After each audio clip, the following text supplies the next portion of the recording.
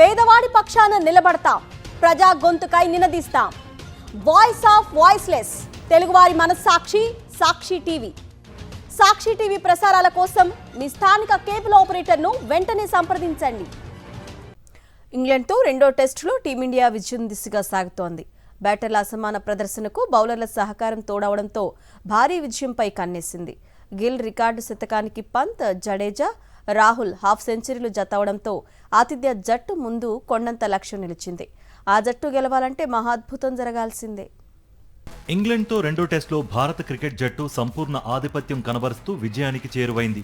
రెండో ఇన్నింగ్స్లోనూ దంచికొట్టిన టీమిండియా ప్రత్యర్థి ముందు ఏకంగా 608 పరుగుల లక్ష్యాన్ని నిర్దేశించింది. కొండంత స్కోర్ను ఛేదించే క్రమంలో ఇంగ్లాండ్ 4వ రోజు ఆట ముగిసే సమయానికి 16 ఓవర్లలో 3 వికెట్లకు 72 పరుగులు చేసింది. ఆకాష్ దీప్ 2 వికెట్లు, మహమ్మద్ సిరాజ్ 1 వికెట్ తీసి ఇంగ్లాండ్ టాప్ ఆర్డర్ను కుప్పకూల్చారు. ఇవాళ ఈ మ్యాచ్ చివరి రోజు కాగా టీమిండియా విజయానికి ఇంకా 7 వికెట్లు కావాలి. మరోవైపు ఇంగ్లాండ్ విజయం సాధించాలంటే ఇంకా 536 పరుగులు చేయాలి. డ్రా చేసుకోవాలంటే ఆల్అౌట్ కాకుండా ఆఖరి రోజు 90 ఓవర్ల పాటు ఇంగ్లాండ్ బ్యాటింగ్ చేయగలగాలి. చివరి రోజు ఆట తొలి సెషన్ మ్యాచ్ ఫలితాన్ని నిర్ణయించనుంది. ఆఖరి రోజు 90 ఓవర్ల పాటు క్రీజ్లో నిలబడటం చాలా కష్టం. మరోవైపు ఈ మ్యాచ్లో కెప్టెన్ గిల్ తొలి ఇన్నింగ్స్లో డబుల్ సెంచరీతో అదరగొట్టగా రెండవ ఇన్నింగ్స్లో శతకం సాధించాడు.